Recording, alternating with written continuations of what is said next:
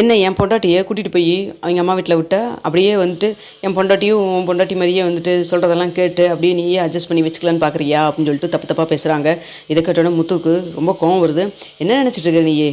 அது வந்து சீதா வந்து மீனாவுடைய தங்கச்சி மட்டும் கிடையாது, என் தங்கச்சி அப்படின்னு சொல்கிறாங்க. இது மாதிரி ஊருக்குள்ளே தங்கச்சி அக்கான்னு சொல்லிட்டு எத்தனையோ பேர் என்னென்னமோ வேலை பார்க்குறாங்க. நீ என்ன புதுசாக என்ன? இங்கே பாரு, நீ எல்லாம் வந்து சொல்லி அட்வைஸ் பண்ணி நான் எல்லாம் கேட்கணும்ல எந்த ஒரு அவசியம் கிடையாது.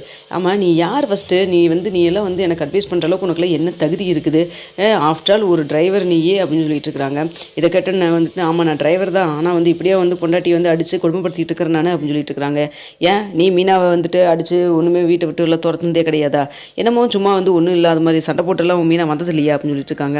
இங்கே பாரு, நான் சண்டை போட்டு வேணால் அனுப்பிச்சிருப்பேன். இது மாதிரியெல்லாம் வந்து ரெகுலராக கண்டினியூஸாக காரணமே இல்லாமல் சந்தேகப்பட்டு அடித்ததெல்லாம் நான் கிடையாது. உனக்கு புத்தி மழுங்கி போச்சுன்னா அதை ஃபஸ்ட்டு திருத்திக்க பாரு அப்படின்னு சொல்லிட்டு இருக்காங்க. இங்கே பாரு, நீ எல்லாம் சொல்லி நான் கேட்கணும்னு என்ன அவசியம் கிடையாது. வீடு தேடி வந்து என்ன ரவுடித்தனம் பண்ணிட்டு இருக்கிறியா நீ? நான் நினச்சினா உனக்கு தூக்கி உட்கார வைக்க முடியும் அப்படின்னு சொல்லிட்டு இருக்காங்க.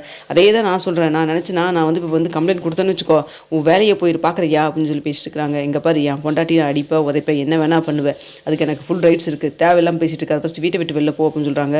பொண்ணை கல்யாணம் பண்ணி தான் கொடுப்பாங்க, அடிக்கிறதுக்காக கல்யாணம் பண்ணி கொடுத்தாங்க, அடிக்கிறதுக்கு யாருக்குமே உரிமை கிடையாது அப்படின்னு சொல்லி பேசுகிறாங்க.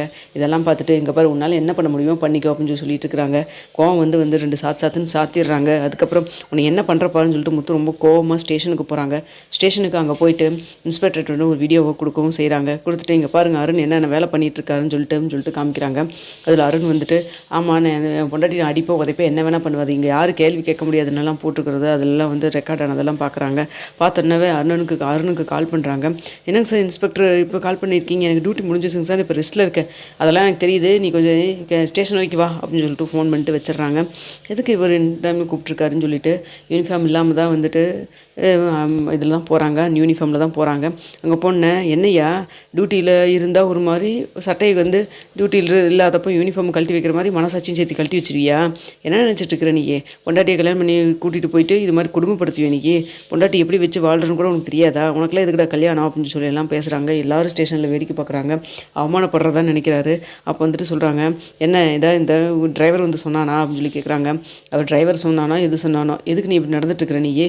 ஏன் பொண்டாட்டி வச்சு இப்போ வாழ முடியாது அவனால், எதுக்கு அந்த பொண்ணை போட்டு இந்த அடி அடிச்சிருக்க அப்படின்னு சொல்கிறாங்க.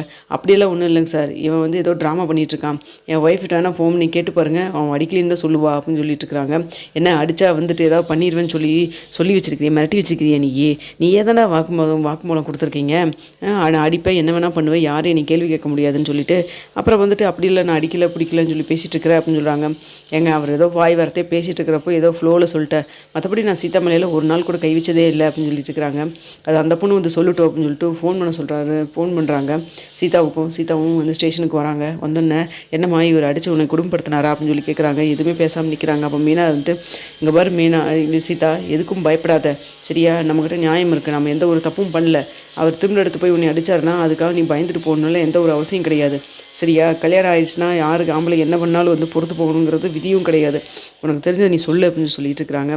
இதெல்லாம் பார்த்துட்டு இருக்கிற சீதா எதுவுமே பேசாமல் நிற்கிறாங்க. அப்போ கன்னத்தில் கைத்தாறு இருக்கிறத வந்து இன்ஸ்பெக்டர் கவனிக்கிறாரு. என்னம்மா கன்னத்துலலாம் தாரையாக இருக்குது அப்படின்னு சொல்லி கேட்குறாங்க. சார் அவர் அடித்தது தாங்க சார் அப்படின்னு சொல்லிட்டு மீனா சொல்கிறாங்க. இருங்கம்மா மீனா, நான் அவங்ககிட்டே கேட்டுக்கிறேன் அப்படின்னு சொல்கிறாங்க. இப்போ சொல்லுங்கள் அப்படின்னு சொல்லி கேட்குறாங்க. ஆமாம் சார் இவர் அடித்தார் அப்படின்னு சொல்லிட்டு வேறு வழி இல்லாமல் சீதாவும் எல்லாத்தையுமே சொல்லவும் செய்கிறாங்க. இதை பார்த்துருக்கிற உடனே அருணுக்கு சமக்கம் வருது. என்ன சீதா, என் கூட வாழணும்னு உனக்கு நினப்பு இருக்குதா இல்லையா? என்ன உங்கள் மாமாவும் உங்கள் அக்காவும் சொல்லி கொடுக்குறாங்கிறதுக்காக அவங்க கொடுத்த தைரியத்தில் நீ எப்படி வேணால் பேசலாம்னு சொல்லி பேசிகிட்டு இருக்கிறியா நீயே? கொஞ்சம் யோசிச்சு பேசு, என்னவாக இருந்தாலும் நீ என் கூட தான் வாழணும் அப்படின்னு சொல்லி பேசுகிறாங்க. இதை பார்த்துருக்கு இன்ஸ்பெக்டர், என் கண்ணு முன்னாடியே ஸ்டேஷனில் வச்சு இந்த பொண்ணு இந்த பேச்சு பேசுகிறியே, நீ வீட்டில் வச்சு என்ன கொடுமை பண்ணியிருப்ப அப்படின்னு சொல்லிட்டாங்க. எத்தனை நாளும் இதெல்லாம் நடந்துட்டுருக்குது அப்படின்னு சொல்லி கேட்குறாங்க. சார் அவங்க அம்மா தவறுலேருந்தே இப்படி தான் பண்ணிகிட்ருக்காரு. சரி ஓகே கொஞ்ச நாள் சரியாயிடுவார், ஏதோ ப்ரெஷரில் இருக்கிறாருன்னு சொல்லி நினச்சா காரணமே இல்லாமல் எது காரணம் தொட்டா குத்தம் நின்னா குத்தம், எங்கள் அக்காட்ட பேசினா குத்தம், எங்கள் மாமாட்ட பேசினா குத்தம், இப்போ வர எங்கள் மாமாட்ட பேசுறதெல்லாம் தப்பாக கொச்சையாக பேசுகிறாரு.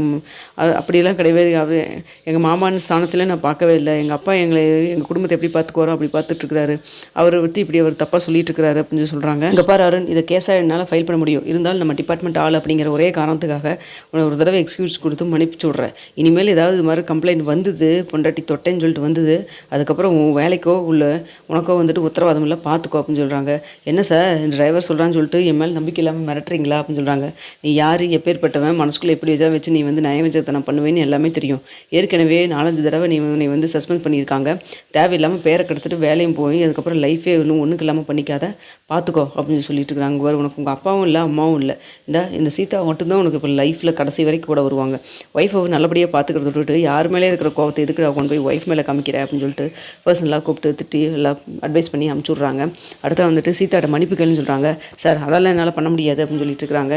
ஏங்க பண்ணது நீ தப்பு, அவங்கள அடிச்சிருக்கீங்க நீங்கள், அந்த பொண்ணு நினச்சி கேஸ் கொடுத்துன்னா அதுக்கப்புறம் அவ்வளோதான், ஒன்றுமே பண்ண முடியாது. போனால் புது ஹஸ்பண்ட் தான் சொல்லிட்டு அந்த பொண்ணு மன்னிச்சு விட்டுட்டுருக்குது. இங்கே பாரு, நீ வந்து மன்னிப்பு கேட்டு விட்டுட்டீங்கன்னா அந்த பிரச்சனை இதோட சால்வ் ஆயிடும். தேவையில்லாமல் பிரச்சனை பண்ணாத, மனசார மன்னிப்பு கேளு, இனிமேல் இது பண்ண மாட்டேன், அடிக்க மாட்டேன் அப்படின்னு சொல்லி பண்ணு, அதை விட்டு நாங்கள் சொல்கிறாங்கிறக்காகலாம் பண்ணாத அப்படின்னு சொல்கிறாங்க. வேறு வழி இல்லாமல் தேவையில்லாமல் அசிங்கப்படுறோம், வேலைக்கு வேறு பிரச்சனை ஆயிருன்னு சொல்லிட்டு சீதா கிட்ட சரி மன்னிச்சிரு அப்படின்னு சொல்லி கேட்குறாங்க. மன்னிப்பெல்லாம் எதுவும் கேட்க வேண்டாங்க, நீங்கள் இனிமேல் என்னை அடிக்காமல் சித்திரவதை பண்ணாமல் இருந்தீங்கன்னா அதுவே எனக்கு போதும் அப்படிங்கிற மாதிரி வந்துட்டு சீதாவும் சொல்கிறாங்க. பண்ணு எனக்குன்னு ஒரு காலம் வரும்ல, அப்போ நீ வச்சு செஞ்சுக்கிறேன் அப்படிங்கிற மாதிரி நினச்சிட்டு இப்போ ரொம்ப கோவமாக சீதா வீட்டுக்கு போகலாம் வா அப்படின்னு சொல்லிட்டு கூட்டிகிட்டும் போகிறாங்க. அப்போ வந்துட்டு வெளில வந்தோன்னே வந்துட்டு முத்து சொல்கிறாரு, இங்கே பாரு கேட்குறக்கு ஆள் இல்லை, என்ன வேணால் பண்ணலான்னு சொல்லி ஏதாவது பண்ணிக்கிட்டு இருந்தேன்னு தெரிஞ்சுது, அதுக்கப்புறம் நல்லாவே இருக்காது பார்த்துக்கோ அப்படின்னு சொல்கிறாங்க. இங்கே பாரு நீ எல்லாம் எனக்கு வந்து அட்வைஸ் பண்ணுற அளவுக்குலாம் எதுவும் ஆயிரல, நான் பார்த்துக்கிறேன், உன் வேலை என்னமோ அதை மட்டும் பாரு, இனிமேல் என் வீட்டு பக்கம் வந்தீங்கன்னா நல்லா இருக்காது பார்த்துக்கோ அப்படின்னு சொல்கிறாங்க. அப்போ நான் வந்து வீட்டு பக்கம் வரக்கூடாது அப்படின்னா நீ அதுக்கு தகுந்த மாதிரி சீதாவை நல்லபடியாக பார்த்துக்க, கண் கலங்காமல் சரியா. எதுக்கு வந்துட்டு மீனா நீ கேட்குறீங்கிறக்கா கல்யாணம் பண்ணி வச்சா, நீ வந்து வேலையில் இருக்க, நல்ல சந்தோஷமாக பார்த்துப்ப அப்படிங்கிறனால தானே கல்யாணம் பண்ணி வச்சா, இப்போ வந்துட்டு அந்த நம்பிக்கை நீ காப்பாற்றினியா நீ அப்படின்னு சொல்லி கேட்குறாங்க. இங்கே பாரு சும்மா தேவையில்லாமல் அட்வைஸ் பண்ணிகிட்டு இருக்காத அப்படின்னு சொல்லிட்டு சீதாவா போகலாம் அப்படின்னு சொல்லிட்டு கூப்பிட்டு போகிறாங்க. அப்போ வந்துட்டு உடனே மீனா போனதுக்கப்புறம் சொல்கிறாங்க, எனக்கு என்னமோ இந்த அருண் மேலே நம்பிக்கையே இல்லைங்க, மறுபடியும் ஏதாவது குடும்பப்படுத்துவார் தான் தோணுது அப்படின்னு சொல்லிட்டு இருக்கிறாங்க. அதாவது ஒரு தடவை வான் பண்ணி அனுப்பிச்சிருக்காங்கல்ல, ஏதாவது பிரச்சனைனா சீதாவை கால் பண்ண சொல்லியிருக்கிறோம்ல, பார்க்கலாம் சரியா அப்படின்னு சொல்லிட்டு இருக்கிறாங்க. என்னதான் இருந்தாலும் நீ சீதாவை கொஞ்சம் அடிக்கடி வந்து பார்த்துக்கோ, பிடிச்சது அவன் சொல்கிறான்னு சொல்லிட்டு வீட்டுக்கெல்லாம் நீ போகாமல் இருக்காத, போய் பாரு பண்ணு சரியா. நான் போனால் தானே பிரச்சனை, அதே மட்டும் இல்லாமல் வந்துட்டு ஃபோன்லேயும் என்னை பற்றி எல்லாம் சீதாட்ட எதுவும் பேசிக்க வேண்டாம், நேரில் ஏதாவது பேசினா ஃபேமிலி விஷயத்த பேசிக்கிங்க புரிஞ்சுதா அப்படின்னு சொல்லிட்டு இருக்காங்க.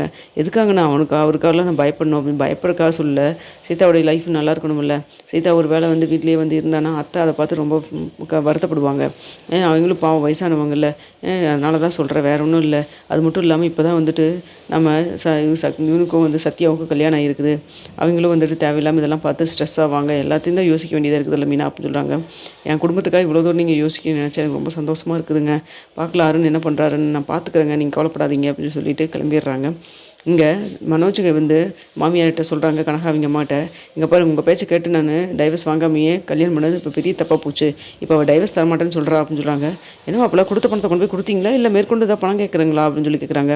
அவள் பணமெல்லாம் ஒன்றும் கேட்கல, ஆனால் ஒரு பெரிய சிக்கலில் மாட்டிக்கிட்டே அப்படின்னு சொல்கிறாங்க. என்னன்னு சொல்லி கேட்குறாங்க.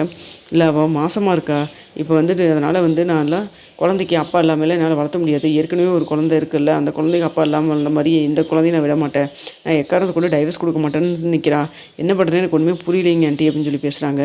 என்ன சொல்கிறீங்க மனோஜ் அப்படின்னு சொல்லிட்டு கேட்குறாங்க தேவி.